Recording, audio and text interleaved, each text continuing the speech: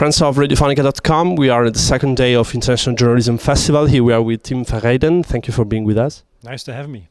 You are the host of Panorama, which is an Italian name, but for a Belgian show that goes on VRT. So we would like to know, how do you deal with your audience? Because if I'm not wrong, the language that you use is for the Flemish side of Belgium. Why you decided not to use the French?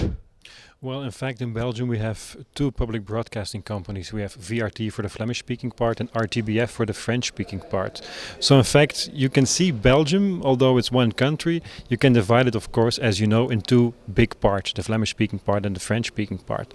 And the strange thing is we all focused on our own audience target. It's RTBF on who's speaking French and VRT on who's speaking Flemish. So mainly we focus just on our main audience, which wants to say the people in Flanders. So in the future maybe we should work more together, but what you see nowadays is that you have two different companies. They're like linked to each other because they're public broadcasters, but we are two different companies, and we should in fact look more what's happening going on in the French-speaking part, and maybe we should do more stories on that. But what you in fact see is the Flemish-speaking audience is just watching VRT and the French-speaking audience is just RTBF. So it's two different regions, two different stations. Yeah. So we do mainly stories for the Flemish-speaking part. Yeah.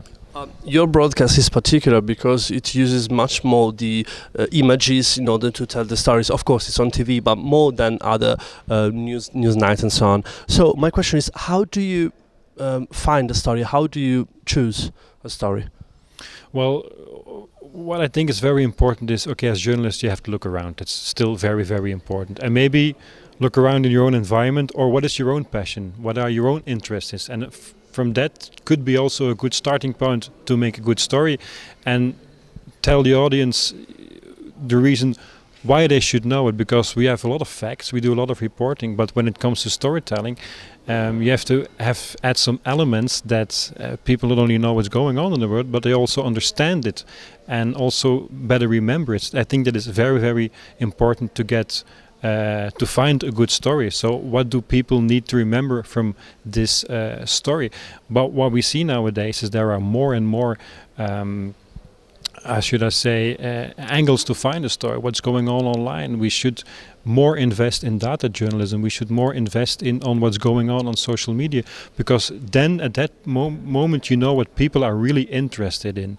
And so what journalism had always done is like, okay, we see a story, a possible story, and we just put it out in the audience. But you, as a journalist, as a media company, it's a key element, I think, to know what's really going on in lives of people nowadays. What kind of information do they need? What issues are they dealing with? And you try to make a story out of that. Ask more of your audience, do you have a question? What is going on in your life? And for that perspective, that point of view, that could be more and more a good starting point to find a story that is more engaging and more compelling for your audience. So you have to report on the facts or the things that's going on in the world, and on the other hand, engage more with your audience. How did you cover the Brussels bombings that happened a few weeks ago? That was really a tragedy. So what we did mainly was what we saw. We were focusing on the traditional media, radio, TV, and also online. The first coverage we did, I think, pretty well, but now there's a big challenge because you feel that there are a lot of questions still. What went on with the Justice Department? Were they not on top of it? Behind the scenes, politics. Two